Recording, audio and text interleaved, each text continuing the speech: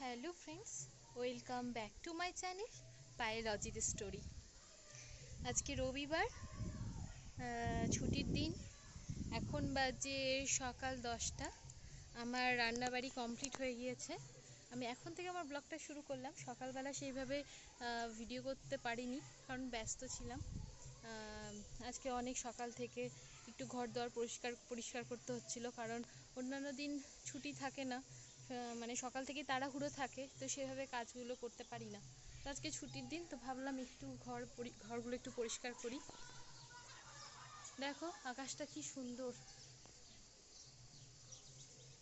আজকে মায়ের বাড়ি যাব। ওখানেই রাত্রিবেলা নেমন্তন্ন রয়েছে। আর্যও যাবে সাথে, ও একটু পরে যাবে হয়তো। আমি বিকালের দিকেই যাব। এই যে দেখো আকাশটা কি সুন্দর।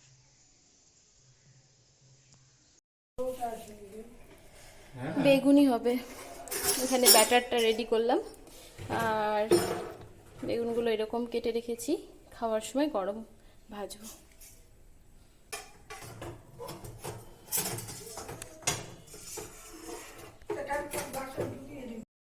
এই যে আমি খাবার বেড়ে নিয়েছি, ওর আর আমার। বাঁধাকপির তরকারি, মটরের ডাল, চাটনি, আমের চাটনি, আর হলো এখানে রয়েছে বেগুনি। এই হলো আজকে আমাদের খাবার। কি করছে? মুখের মধ্যে দিয়ে দিলাম। দে, সবই তো আমাকে মুখে দিতে হবে। স্নান করেছিস? এই যে গোপালকে এনেছি, গোপালকে। মাধবের, এটা মাধবের, কেশবের তো আছে, কেশবের তো আলাদা জায়গায় রাখা আছে না, পড়ানো হয়। মাধব দাদাকে দিই, দেখি তো কেমন মাধব দাদা। বাবা কি সুন্দর। কেশবের টান থেকে একটু বড় নাকি এটা? হ্যাঁ, ওদেরকে বললি একটু বড় এখন নিতে। একটু দেখিয়ে রাখি, আমি ইয়েতেই পড়াবো। এই তোর ইয়ে সাইড থেকে না, সাইড হচ্ছে না। আমি দুপুরবেলা সবাইকে খাইয়ে দাইয়ে তারপরে এই বাড়ি আসলাম, মানে মায়ের বাড়ি আসলাম। ওই এখন বাজে বিকেল 4টা। আমাকে ও টোটোতে উঠিয়ে দিয়েছিল, আমি নিজেই চলে এসেছি। ও আসবে, ও কিছুক্ষণ পরে আসবে, ওর কিছু কাজ আছে, তো সেগুলো করে টোরে ও সন্ধ্যার দিকে আসবে।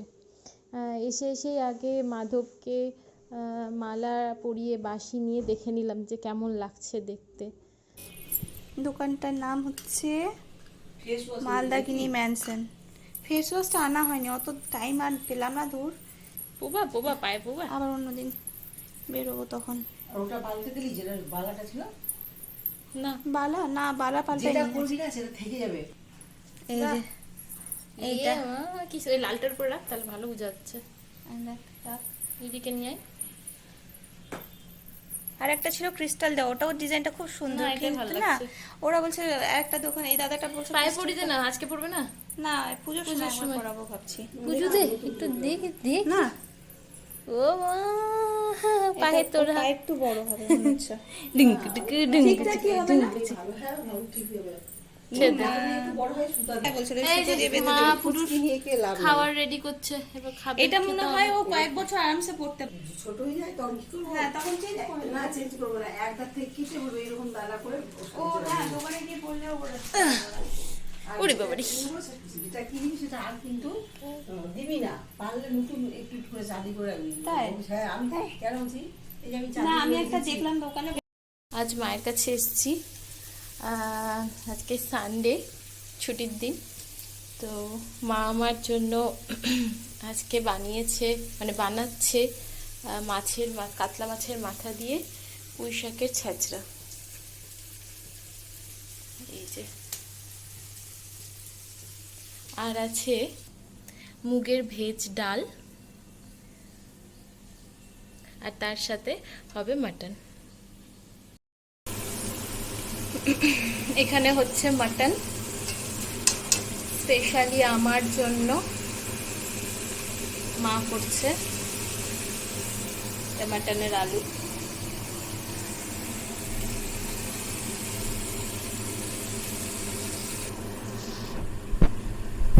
এখানে মাংসটা কষা হচ্ছে, তার মধ্যেই মাকে আমার বলা হয়ে গেল আমার জন্য কষা মাংস তুলে রাখতে, কারণ আমি অতটা ঝোলের মাংস পছন্দ করি না, যতটা কষা মাংস পছন্দ করি।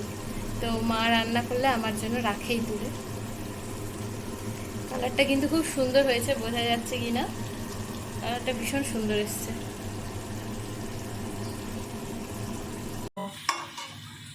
এটা সাজানো না, এটা আমি খাবো।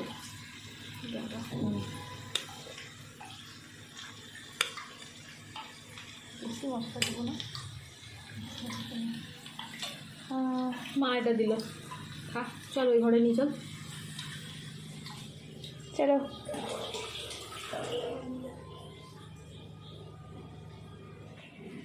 নে তুই খেয়ে টেস্ট কর। এই হলো মাংসের কালার।